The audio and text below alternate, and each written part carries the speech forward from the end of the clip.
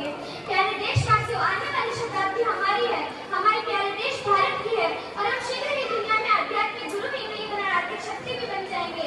जरूरत हमें हमारी ताकत को पहचानने की है और हमें मजबूत बनकर संगठित होकर देश को आगे बढ़ाने की भावना मन में भरनी होगी।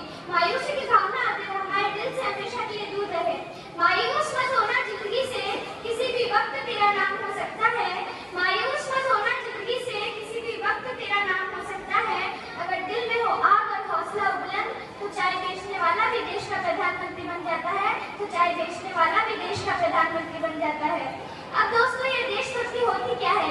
यह देशभक्ति एक व्यक्ति और वतन के बीच की भावनाओं का संबंध दर्शाती है। ये देशभक्ति वतन के लिए कुछ करने का साहस निर्माण करती है। ये देशभक्ति वतन की उन्नति के लिए संघर्ष करना सिखाती है, संगठित होना सिखाती है। ए वतन, हमको तेरी कसम, तेरी राह में जब तक लुटा जाएंगे हम। किंतु यह तो हो गई आम बातें। असली देशभक्त वह है जो इस वतन के राष्ट्र के निर्माण के आगे आने वाले हर एक बाधा के खिलाफ एक आवाज है।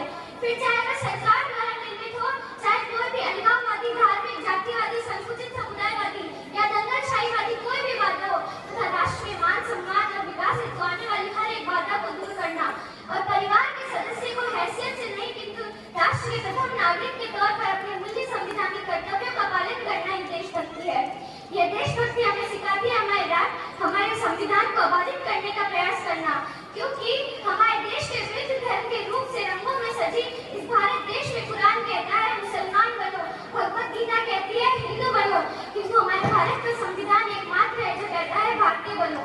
तू हिंदू बनेगा न मुसलमान बनेगा, तू हिंदू बनेगा न मुसलमान बनेगा, इंसान की औलाद एक किसान बनेगा। और ये देशभक्ति कई चंद छोटी छोटी भावनाओं की एक लंबी कतार है जो शरद पर लड़ते हुए जवान के लिए हमारे मन में होती है, जो शरद पर लड़ते हुए जवान के लिए हमारे मन में होती है, जो महान पुरुषों, क्रांतिकारियों और संतों को लेकर हमारे मन में होती है, जो हमारे सर्वधर्म समूह भाव की संस्कृति को लेकर हमारे मन में होती है, जो हमारे बीच के भाईचारे को लेकर हमारे मन में होती है, जो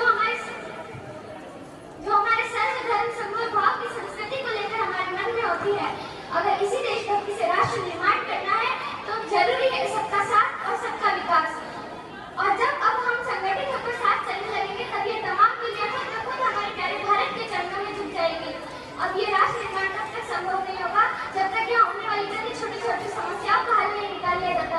अब इन चंद छोटी छोटी समस्याओं का हल निकालने के लिए जरूरी है सबका साथ। हमारे देश के माननीय प्रधानमंत्री श्री नरेंद्र मोदी जी ने कहा था कि सबका साथ और सबका विकास ही राष्ट्र की उन्नति है, और यह समझना जरूरी